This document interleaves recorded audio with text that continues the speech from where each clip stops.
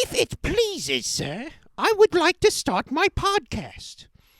Only if it pleases. Oh man, I've never heard myself do that voice before. I wonder if it's any good at all.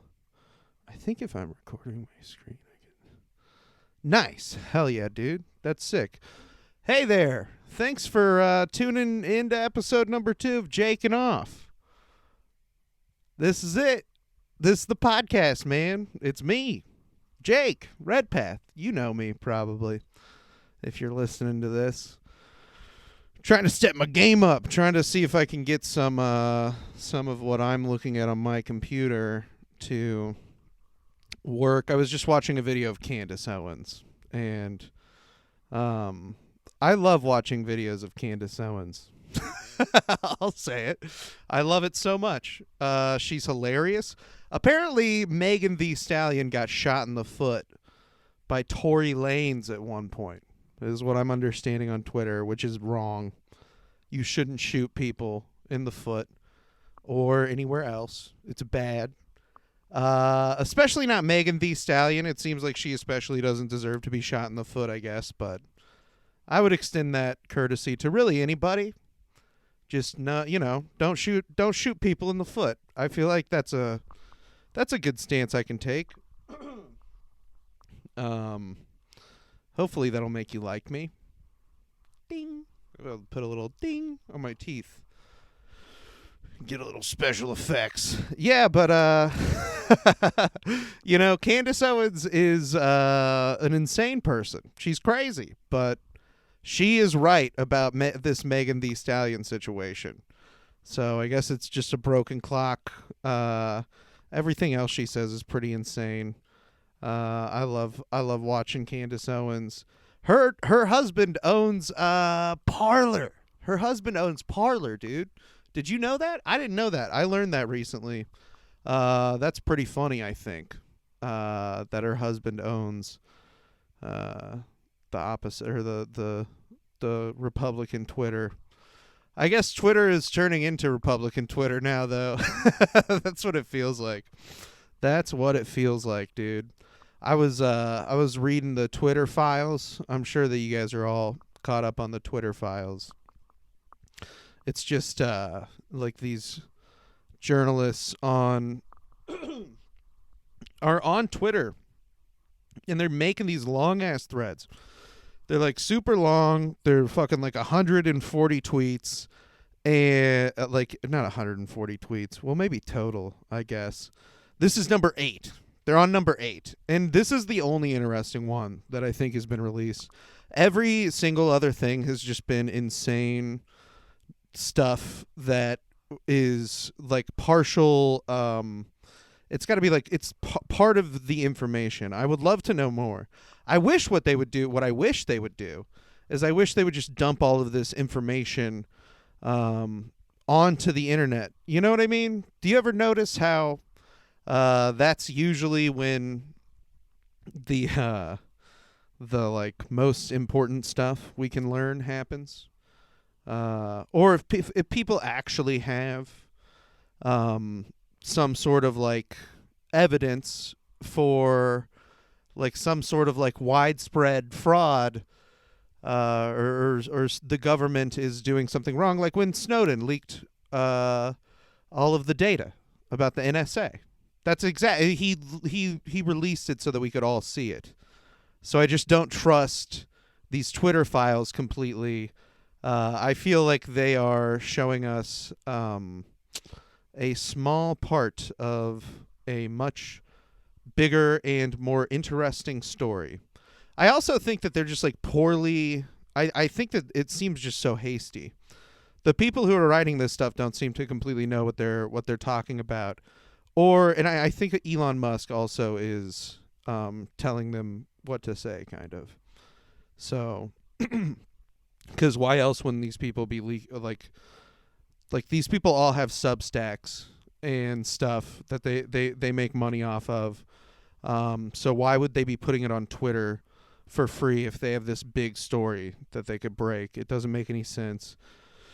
And ultimately that leads me to believe that there are like stipulations to the information that they're being released, and it's just part of it. So I don't consider this really like transparent at all. A lot of it is super mundane. Most of it is nothing. There was one that I read, like this one is about the FBI. Yeah. He like what number is it? There's a tweet in here where the journalist writing this, Matt Taibbi, he's talking about how the FBI was reaching out to Twitter and saying that they had an issue with foreign influence on Twitter. And we know that that's a thing. We know that that's a thing because a guy testified about this to Congress a few months ago. Nobody talked about it. This whistleblower in Congress was like, there's a bunch of foreign agents that work at Twitter. This is a guy who worked at Twitter, not a federal agent or anything.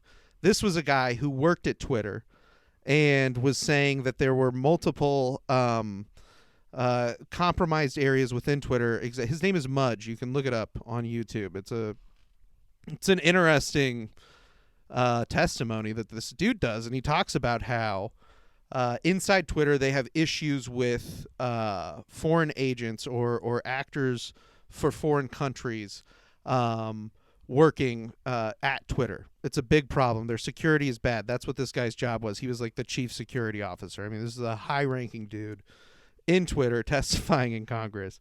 And he's saying, he's like, there are foreign agents that work here. And the reason why foreign agents would work at Twitter is because if you are a country who likes to silence people's speech or likes to prevent dissidents from spreading and from having their voices heard, then it behooves you to work at Twitter and be able to know who those people are that are putting this stuff online, because this is how information gets out now. And so this is how we learn stuff about what's happening in the world. Even news that you read is they're just fucking writing about Twitter. That's basically where it's coming from. And so, of course, there are foreign agents. There are people who work for the government, as we found out. The one that was released like today, I think, is specifically about the Department of Defense, which is pretty interesting, and I'll get into it, I guess. But yeah, most of this stuff, I feel like it's pretty. If you're just if you just have common sense, you sort of know that this is the kind of shit that is going on. Another big part of the Twitter files, what it was first started over, was the Hunter Biden's laptop story, which, if you don't know what that is, Hunter Biden's laptop is full of a bunch of insane shit. I mean, the guy's a scumbag. Used his dad's name for influence. What is he, rich? Huh? What is he, a rich kid? What is his dad, a senator or something? Who would act like this? Of course. I mean, it's bad. It's not good. Like we should, obviously that should be something that is taken seriously. But it's laughable that people act like this is the first time that anybody has ever acted like this. It's like, come on, dude. Come on. Don't be so silly. But it was all started over Hunter Biden's laptop.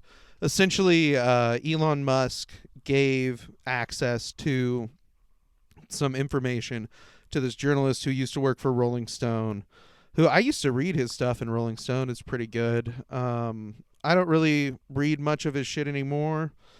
I feel like he's kind of fallen off a little bit. But that doesn't mean that what this shit is like fake or anything. It actually seems like it's pretty real. I mean, they have a bunch of emails and shit. But yeah, he got this information.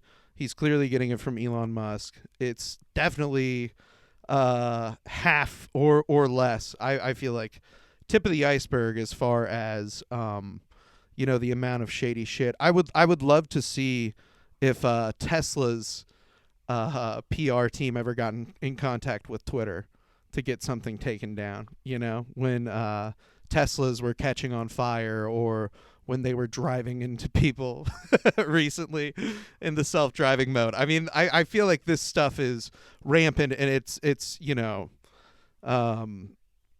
it's probably happening all the time. I mean, I can't imagine that people were under the impression that shit wasn't getting taken down at a crazy rate. I mean, people post so much insane shit on here, and surely there's stuff. I mean, they do that with like Google reviews. That's like the whole, or Yelp. Like you can get a Yelp review taken down. Now I feel like the big thing that businesses do on like Yelp or Google is they give like a sassy reply. They do like a sassy, you like, I like my brands to be sassy. That's what I like, dude. Ooh.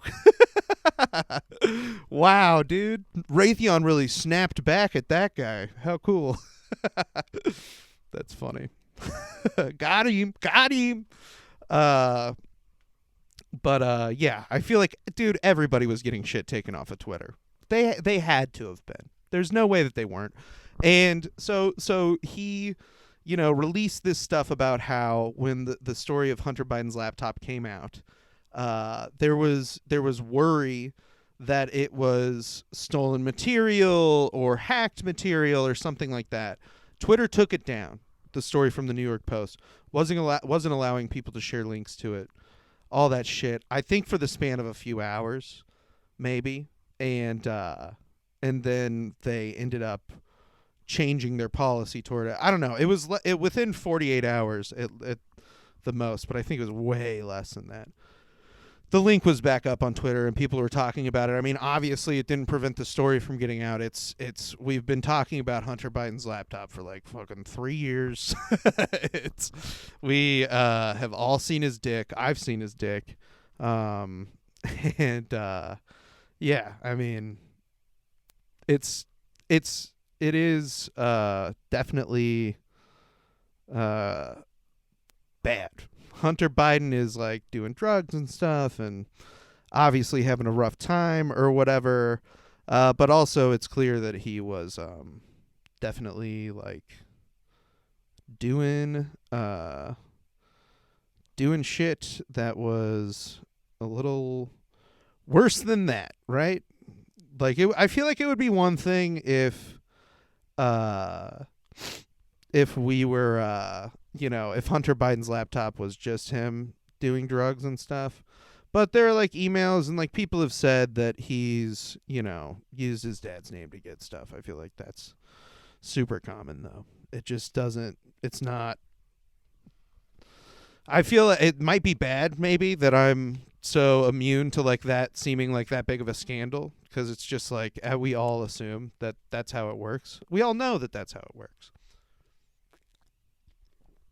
But these guys are talking about like all kinds of stuff, and it's been going on for like, these Twitter file things have been going on for like a couple of weeks. I feel like it'll happen forever, because really like the best thing to do if you have a bunch of information but no actual story, if you think about it, the best thing to do would be to release a bunch of information over a really long period of time, and just sort of lull people into the like to sleep with it, and eventually it'll just be like, yeah, that story's so like, it's such a crazy crazy yarn, impossible to follow, really. One of the things that they were talking about though was, like I was saying, the FBI was I believe the guy that the emails were from was the head of safety or something like that at Twitter. And they were saying, they were like, yeah, you guys have a problem with, foreign influence at Twitter and on Twitter. And they were these internal emails of this guy being like, I can't believe that he's saying this. Why would he be saying this? We've done our due diligence in emails to other people at Twitter. And it's like, yeah, of course that is what you're going to say in an email. But it's pretty clear by this the other stuff that we know from this dude who worked at Twitter that is a whistleblower, that that's not the case, and that they had people there that were doing things like using their power at Twitter to unmask dissidents and to silence legitimate discourse in a way that is prevents challenges to institutional power, which is bad. So that's the big deal about this is, and I feel like they're glossing over it.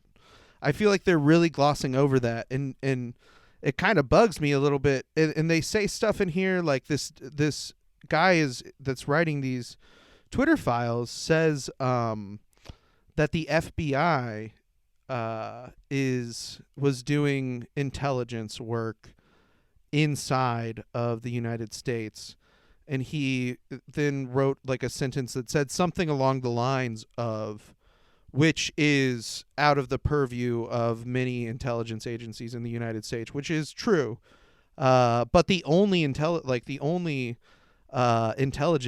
agency or apparatus that has the ability to work within the United States is the FBI. Like, that's the law.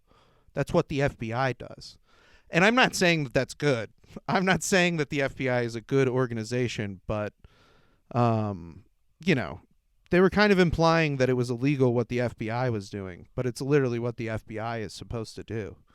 They're supposed to be collecting intelligence in the United States. And we could talk about or discuss how maybe that's wrong, or maybe they overstep their boundaries quite a bit. But I also think the notion that the FBI has suddenly become this woke institution is hilarious. It's like, come on, dude. It's the FBI. Who is the FBI? Like, the people that they target the most have traditionally and historically been, not Republicans, not conservative people, not evangelical Christians. They're I guess just Google Martin Luther King FBI, and that should tell you everything you need to know.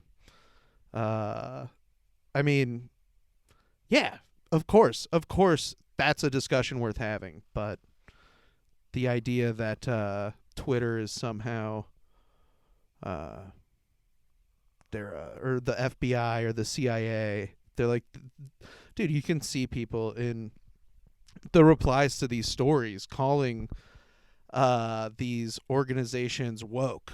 They're like, these are woke 3-letter establishments.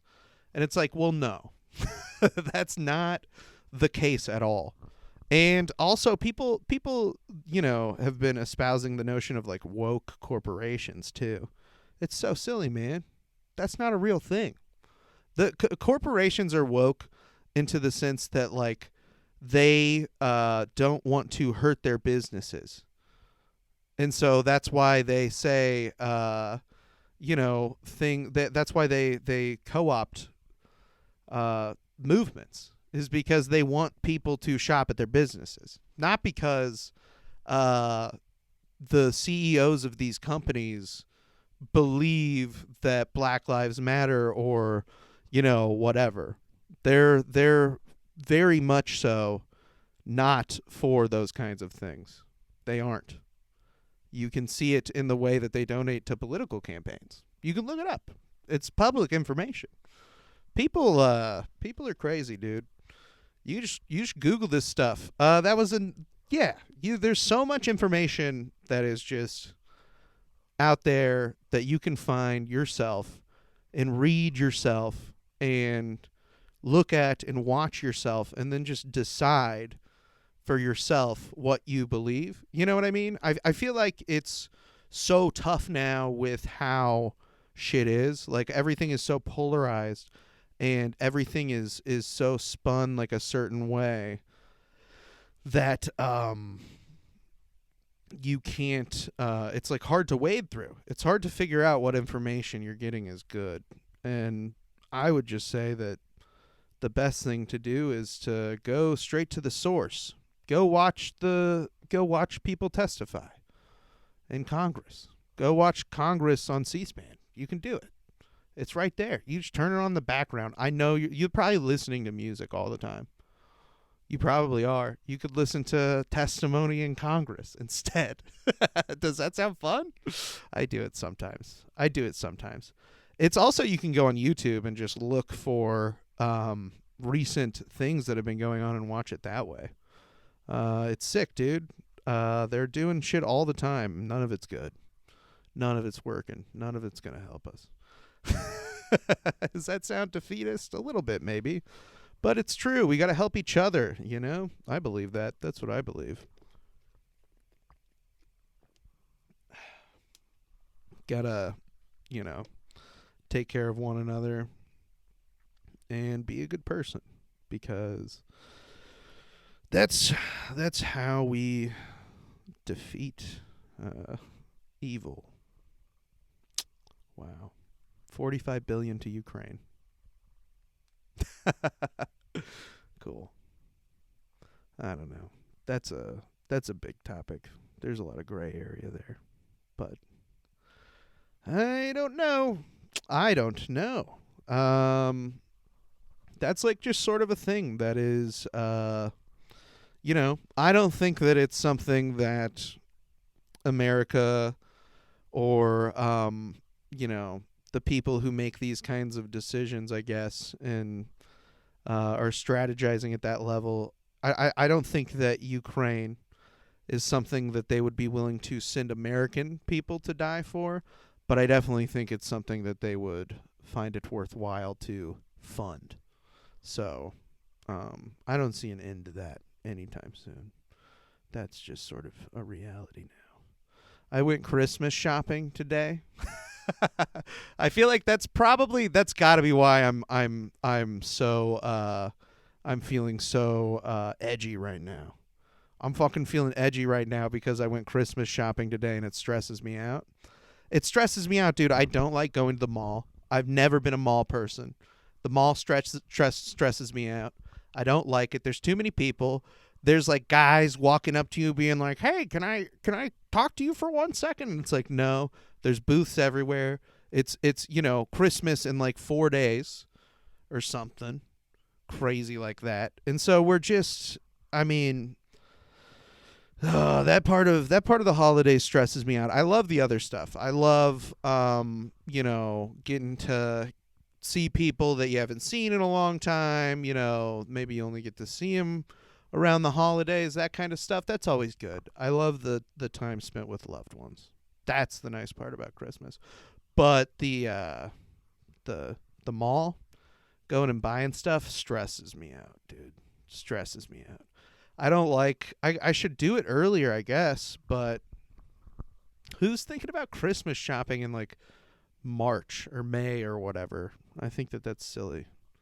Why would you do that? It's un-American to not go last minute, honestly. I don't know. We went Christmas shopping today, and we had to get a bunch of stuff for a bunch of different people. And so it's like, you got to go to like this store for, you know, so and so, but then you got to go over here for like somebody else. And then it's like another place for somebody else. And honestly, like it is just, it's too much, you know. And it's packed everywhere. The other thing is that there's supposed to be a big snowstorm here in a day or two. I don't, you know, whatever. I don't know. I guess I'm just shocked because, you know, anytime it snows, they're like, "Oh my gosh, like 4 inches of snow. We got to go stock up. Dude. It's going to be crazy. 4 inches of snow, but 4 inches of dick isn't good enough. My 4-inch little PP isn't good enough. 4 inches of snow. Oh my God. We're talking about it all over the news. We're going to talk about it all over the news. I whip out my 4 inches, nothing. No news coverage. Nobody's shocked. It's just, you know, I guess it's all relative. But it's supposed to snow here, and it's supposed to be really bad. I got an email or like a text message from my internet company being like, "Hey, watch out. In a couple days, we might be out. You might have an outage. And my landlord is emailing me, telling me to drip the faucets or whatever to keep the pipes from freezing. I think that it's really the cold is what's supposed to be super bad. It's supposed to be like -7 degrees or something, like -1 degrees. Do the Chiefs play at home? Do the Chiefs play at home this week? That would be crazy. Let's see. If the Chiefs play at home this week.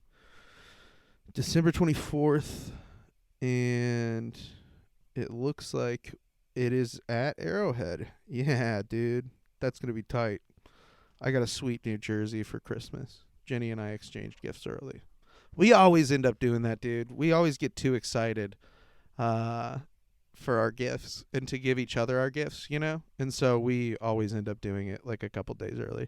Plus on Christmas, I feel like Christmas Eve, Christmas Day, like we're both doing stuff with our families and we're like running around. And so it's hard to make time for, you know, like having a fun time together sometimes on those days. So we always do it. We always do it early. We went and saw the Christmas lights at Union Station downtown. It was cool, dude. We did a VR sleigh ride. Ooh. Shit. It was cool. It was the atmosphere that was cool. The actual VR sleigh ride was slightly underwhelming, but it was fun to do, you know? Got to do those things. And the sleigh like moves while you're on there, so you got the goggles on and the sleigh moves. And they had like cold air, like cold air blowing in your face. That was neat. It was neat. It was fun. The lights were beautiful, and it's inside, so you're not walking around outside all cold. We went to one that they have at Powell Gardens last year, and it was huge. It was a ton, but it was just freezing cold out there. It was so cold. But we went down there, and then we just went home and exchanged our gifts early. It was worth it. Did Christmas in a night, you know? How fun. I love the lights. I love the lights. They had so many train sets, dude. Ooh, I was losing it. I was losing it about these trains. It was crazy. They had, seriously, probably, 6 displays just full of, like, these super ornate train sets. And, like, the trains are going around and around in a circle. And you can't, you know, it's hard to look away for a guy like me. Who loves trains so much. It's pretty neat, but you're like walking through there and looking at all that stuff. They had funny little scenes played out. There was like one of a Wonder Woman, and she was walking out, and there was like this guy that was all scared of her. You know, it was just a funny place to put that. Why are you so scared of her? What'd you do? What'd you do, fella? Don't piss off Wonder Woman. Don't piss off Wonder Woman. We got all our shopping done. That was nice. It took forever today, dude. It's supposed to snow. It's like 4 days before Christmas. People are out everywhere. Crazy. Crazy time, dude. We were grocery shopping too, and not because the weather is supposed to get bad. It's good that we went before the weather gets too bad, but mostly because we haven't been grocery shopping in a while. And so we were shopping, and we were checking out, and there was this lady in front of us who, I don't know if it was a lady in front of us. I don't know who it was. But somebody literally smelled like they shit their pants. Like right there. And not just like a little bit, like took a big shit. You know what I mean? You know how when you take a big shit and it smells? Like imagine if you did that in your pants, like how bad it would smell in like the Walmart checkout line. And somebody took a big shit in their pants, and it stunk horribly. But like nobody, you know, because it's not like as long as you didn't shit. Well, I guess especially if you were the one who shit in your pants, you probably wouldn't want to draw attention to it. But, you know, nobody's rude enough to be like, oh, did somebody shit their pants? I was whispering to Jenny. I was like, somebody shit their pants. you fucking smell how bad it is? Somebody took a big shit. And once the lady in front of us left, the smell left. And so that's why I think it was that lady. She was also just probably the one that you would have guessed would have shit her pants out of all the people that were around in that moment. Shitting their pants. She had the look of somebody who would shit her pants. You know what I'm saying. You know what I mean. You know the look.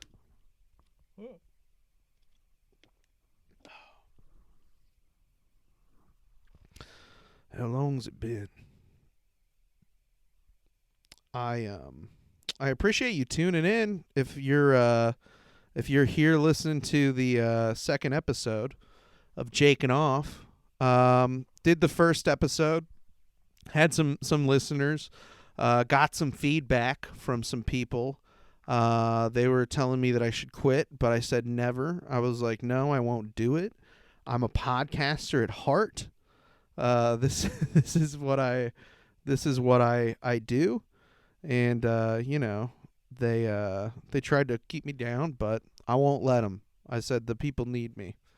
They need me back. If you do have anything that you would like me to talk about on this podcast, go ahead and send it to jakin.off.podcast@gmail.com. I'll give you advice. I can give you advice. I give good advice. I'm a good advice giver, because even when it's advice that I am not necessarily I could also use. I guess I'm just judgy is what I'm saying. I'm a very judgy person. And if you'd like me to judge something or give you guidance, hit me up, dude. I'll give you advice. You can send me stories that you want me to talk about. You can send me questions. I'll answer them. I had an interesting week this week. I did a comedy on Sunday at a place called Knuckleheads that I like doing comedy at. It's a good room. There were funny comedians there. I had a fun time. Comedy's not always that fun. Sometimes it's hard. Sometimes you do really bad. One time, the worst thing that anybody's ever said to me after a set that I did of comedy was this lady came up to me and she was like, hey, who told you you could do that?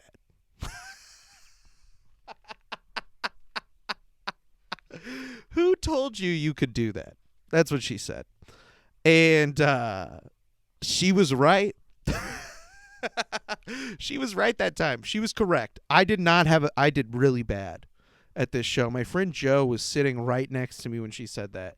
It was like brutal. I started laughing because it's funny. She was being funny, and she was like, knew that she was being like, she was busting my balls, and then she goes, no, I'm just kidding, but seriously, that was awful. Got me, dude. Totally got me.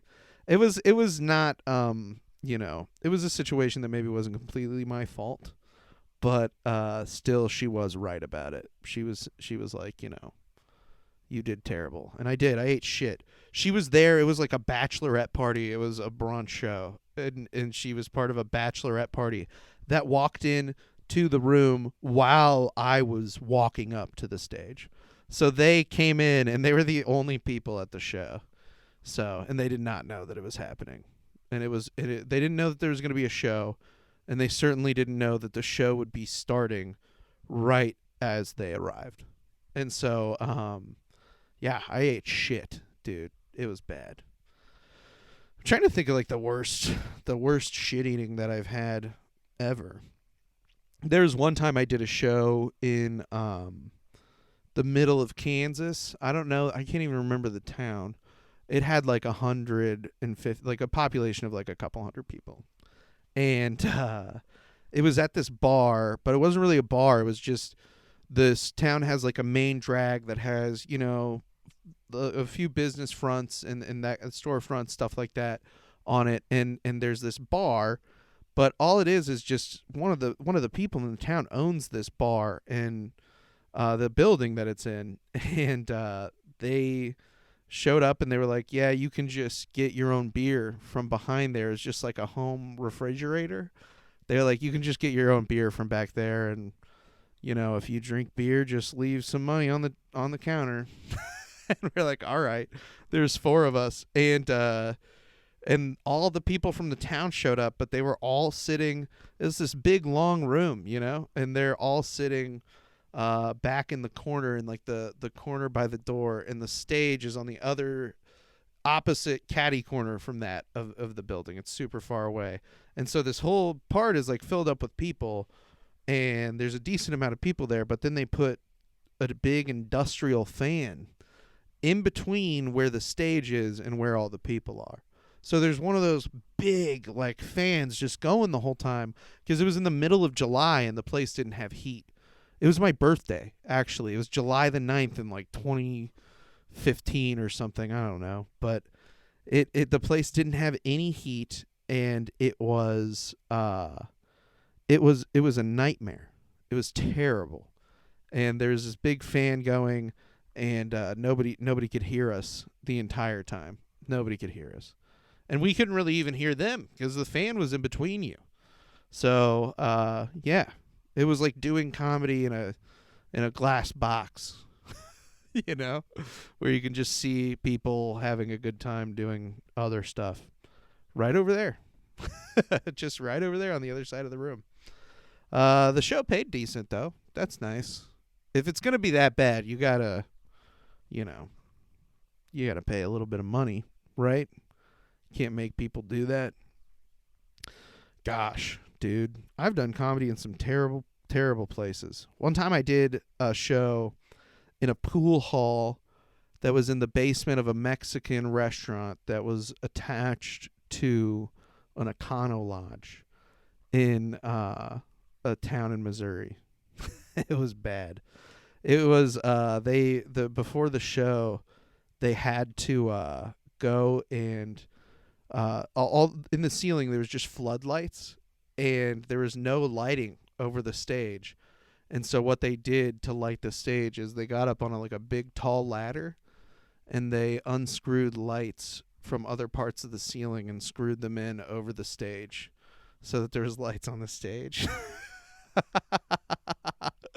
It was crazy. It was a long time ago that I did that. I was a teenager. I was like 19, and I drank there. They let me drink. That was kind of a thing. I didn't drive. I rode with somebody else, and that was kind of a sweet, dude. That was a sweet part about comedy, is that I could drink underage at places, if I wanted to. I didn't often, just because it's dude, you're fucking. It's there's a chance that you could get in a lot of trouble.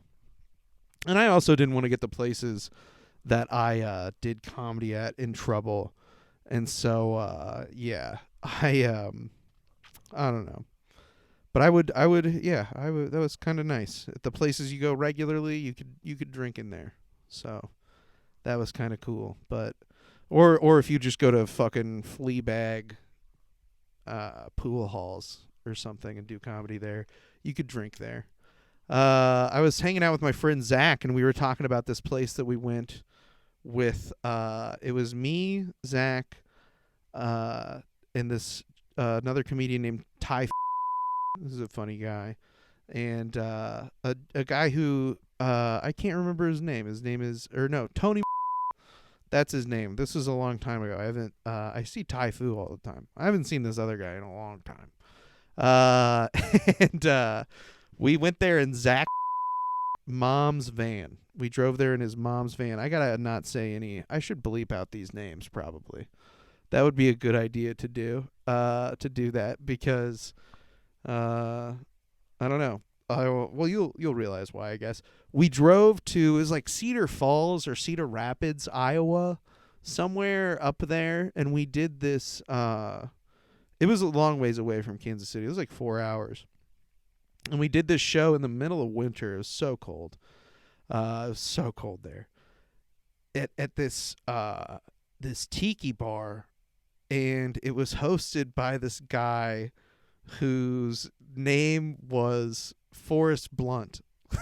I don't remember anything else about this guy besides the fact that he hosted this comedy show there, and he was, yeah, I mean, he was the highest person I've ever seen in my life. I've never seen anybody more stoned than this guy. Just he was like it was like stoned. He looked like he was having a good time, but he was high as shit.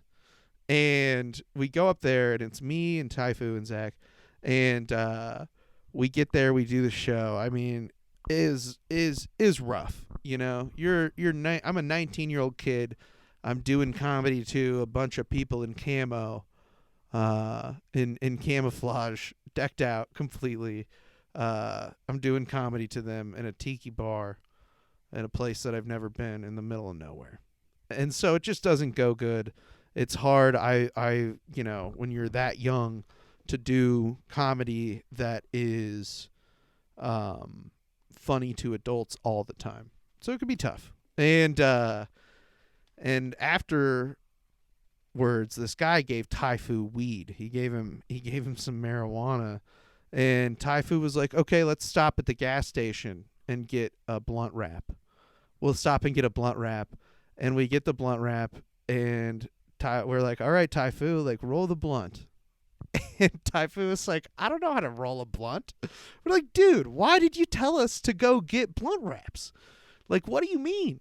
You just made a stop." And so my friend Zach, whose mom's van we were in, rolled the blunt. He'd never done it before. He didn't know how to do it. And so it's like this, it took him a long time, where we still have to drive 4 or 5 hours back home. And by the time we finish it, Taifu is asleep. He's sleeping. So now he's falling asleep. So we start smoking it. And the only way that he like got up, well, the only time he woke up from his slumber was to smoke the blunt. And so we just, yeah, in this fucking van in Iowa, driving back home. I don't think that we got hardly any money for the show at all. And that weed was pretty much all that we got. And yeah, it was weird. Weird times. Comedy's weird, dude. I'm telling you. You meet some weird people doing comedy. Some of the strangest, some of my best friends, some people that I love, some people that are weird and scary. Some people that scare the shit out of me. I'm worried. I'm like, oh. I don't know. I try to be nice to everybody, just because, especially, you know, you should be especially nice to the people who scare you, because they'll fucking, you know, if they snap one day, we'll be all right. Oh, man. I don't think that I even finished talking about the Twitter stuff, actually. I told the part about the FBI or whatever. But then, the thing that came out today, this is like the only interesting thing about it, is we're circling back. Is this good podcasting? The thing that came out today was that this guy basically was explaining this sort of situation where the Department of Defense was running all of these profiles over that were, you know, targeted towards people in the Middle East region that were promoting American sort of narratives and narratives that were beneficial to America in those places. So that was cool. I mean, it's not cool. It's not cool. I don't think that that's good to do. And I, you know, apparently it's been shut down, but it is good that they release that information, but give us all of it, buddy. Release all of it. I don't understand this whole, why does it, if it's so damning, why can't you just let us all see it and decide for ourselves? You know what I mean? That's what I hate that shit. I hate that shit about like people who are like, I'm a free thinker because they're like, Hillary's Clinton's emails are bad. It's like, have you read the emails? You can go and read the emails. I've read them. They're on just PDFs. You can just read all of them. You can read all of the stuff that they're posting in these images on the Twitter files. You don't have to read the actual tweets. And you can piece it together, at least what they're telling you. I mean, it's you can't get the whole story with stuff like this. But when there's a big data dump, you can get the information. It's hard to scour through, and it takes a lot more time, but it's better than it's time well spent, because it's better than reading a Twitter thread and getting the information that way. And you just have to be discerning, dude. People like lack an ability to discern what is and isn't good information, or what is and isn't pertinent information to certain things. And we just lack, and I would actually argue that it's not even people's fault. It's society's fault.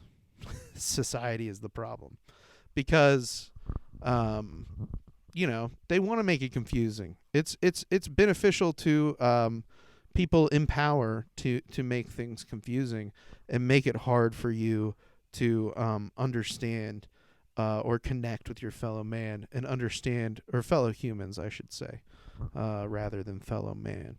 But fellow, you're with other human beings, and realize that most of us collectively, all of our sort of ills and woes come from,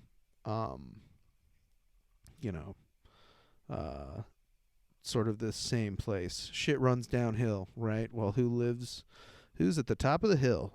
It's rich people. They're all, I mean, and I'm not talking about like you have some money that you worked hard to get. I'm talking about rich people. I'm talking about the wealthiest of the wealthy. Like, I feel like people don't, they're like not, I don't know. People get worried that you're talking about them, and it's like they're not listening. They're not listening to this podcast. It couldn't be you. It couldn't be you.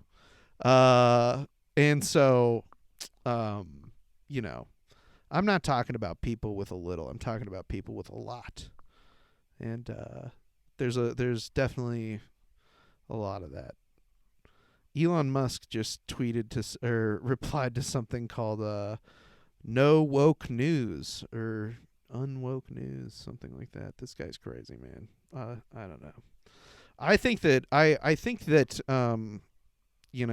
to a certain extent, I'm happy that Elon Musk bought Twitter, because I feel like it's turning it into the like people are hopefully going to get off of there. I don't know. I don't think that it's going to crash. People are saying that Twitter is going to go away. I don't think it will.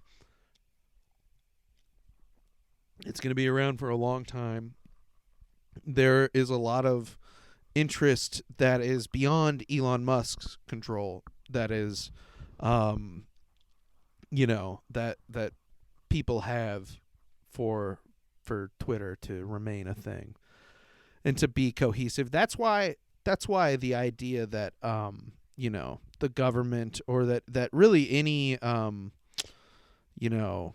public entity will take any action to shut these places down, social media and stuff, it's so bad. It's all so bad. But the idea that anything will be done, in terms of like antitrust or stuff like that to shut down these sites is crazy. It's not going to happen, because there's so many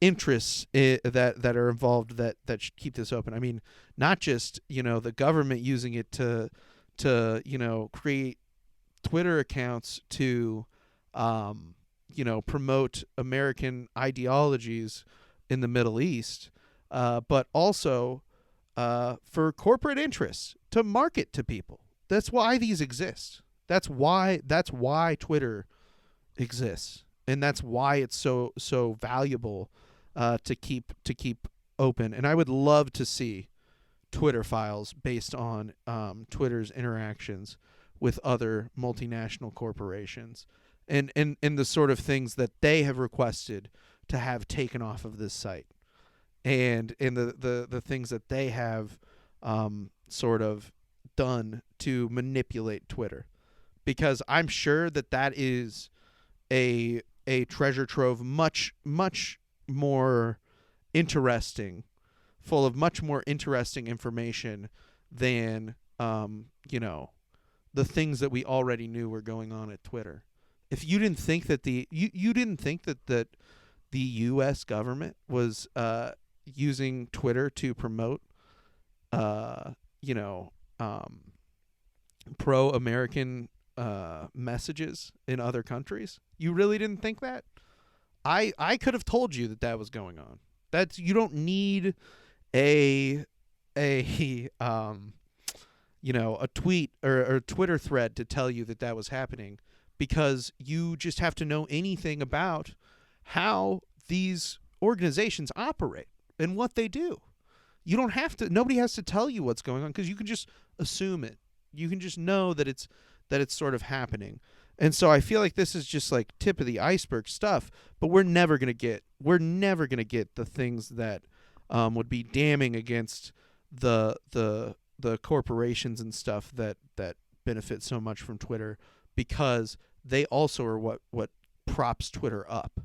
They're also what keeps Twitter around. Their ad revenue and stuff like that is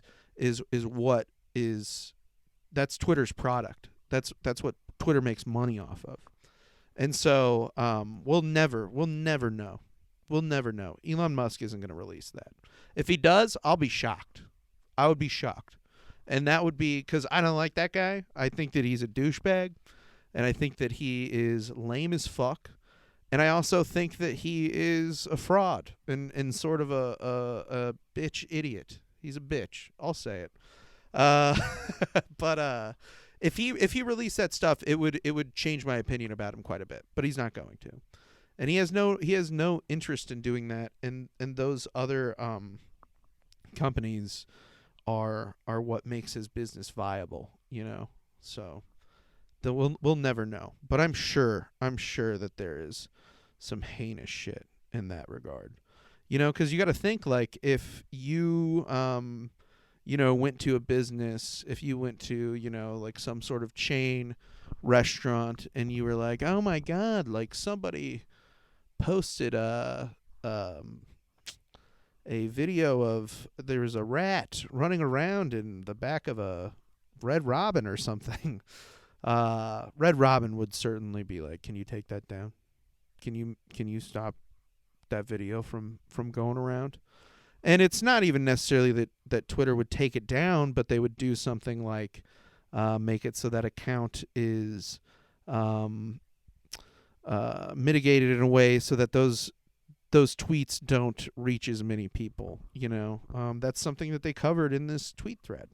They called it whitelisting. So your tweet is more likely to go viral under a trending category or something like that. That's what they were saying was a big deal about this Department of Defense thing, because they reached out to Twitter and were like, hey, we want these tweets to be, or these accounts to be whitelisted, and we want these accounts to have these privileges, and we want these accounts to, this one account to be verified on Twitter, get a blue check mark. And so that's a big deal, because my understanding is that they were all indicated that they were ran by the Department of Defense at first, and then after they got those things, they switched the accounts and took all indications that they were part of the Department of Defense down, which is wrong. That's bad to do. And Twitter did eventually shut down those accounts, but it wasn't until pretty recently. So they were running for a while. It's good that they eventually shut them down, but one of those things is that they were asking for that because they know how Twitter operates, and so do these other corporations. They understand the way that Twitter operates. So I'm sure that there's plenty of emails of places being like, hey, can you, there's a whitelist, there's got to be a blacklist. Can you blacklist this account? Can you, shadow ban it? That exists. These companies do it. And you know, they're not doing it because of some woke reasoning or woke ideology. They're doing it because it is what that's how their business operates. That's what they're offering to these places, you know? So it just kind of is sort of interesting that we don't get to see that information. I would love to. I'd be so interested in seeing that kind of shit. But we never will. We never will get to. Well, I guess that about wraps it up, guys. Guys and gals and theys, thems, everybody, I love you so much. Thank you for listening. If you have anything that you would be interested in hearing me talk about, hit me up at jakin.off.podcast@gmail.com. jakin.off.podcast@gmail.com. Send me anything. I love you. You're the best. Goodbye. I miss you already. This is weird. Thank you.